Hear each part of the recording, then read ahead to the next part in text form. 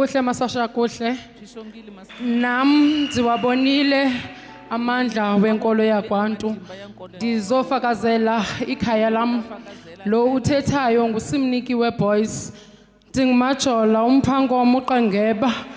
Oh masosha ndaza ndiza notata. Utata weze ezosabela ngesimo sam. Wathi xa ephuma wahlala 2 weeks 3 weeks last year ngoAugust. Wathi akakwazi uhamba. Wathi unyathele something olale Monti for inyanga. Kwenzekile ke masosha ndabuyela kubaba, ubaba wangixelela wathi buyela yenza lanto ndandithe yenzeni.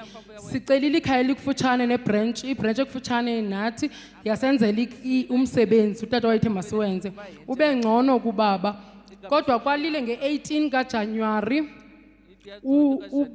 ndivuka nethongo.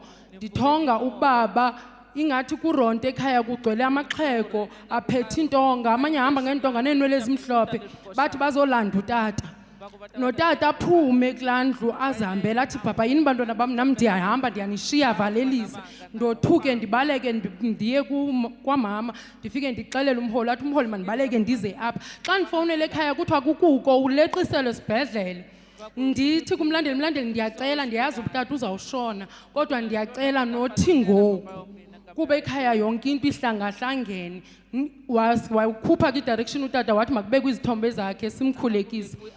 Siye samkhulekisa ke nabalandeli bamkhulekisa esibhedlele. Wakhuleka uthe esesibhedlele waba nethongo. Wathonga ubaba ingathi ubaba uzwelezo uthi ufikile kuye embethe izikhumba zakhe ingathi uphethe umkhonto wambetha kwezinyawo zakhe embetha ngomkhonto kwezanyawo zakhe. Kwalili 2 days ndabona ke ngokubutata ingqondo iyahamba because uthetha into engathethwayo, uthetha into ezininzi. Uthi wayetshila uzwelezo wathi lonto ndandizayifumana emenzini maybe ayihlambulukanga. Ndicela nindise kuzwelezo kwabe kuthiwa uqhawula idrip besithi bazamse esibhedlele kwindawo yabahlanya. So wabeqhawula idrip esilwa. Kwalile ke bemane bemkhulekela. So kwathiwa uyandibiza uthi mandikhawuleze ndifike. So into ibithethwa ngumama uthi khawuze uzomkhulula mhlambi uzawukhululeka xa ekubona. Ndifikile ke masosha ndafika kukubi ndamane ndisitsho ke kumlandeli bamane bethandaza bamane bemthandazela.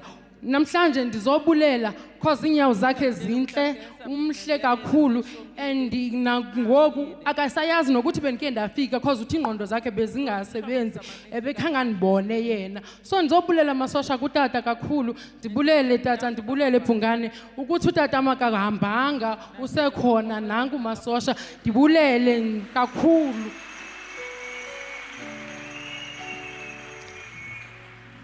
Inyawo zakhe bezibolile. Yebo tata bezibolile inyawo zakhe bezibolile kakhulu. Zinyawo zakhe before tata. Before. Yebo baba. Inenge yayena le ansha. Bezidleka. Bekuphuma amanzi bekuqala kwaphuma amadyunguza tata kwaphuma amanzi amakhulu ke amanzi amaninzi.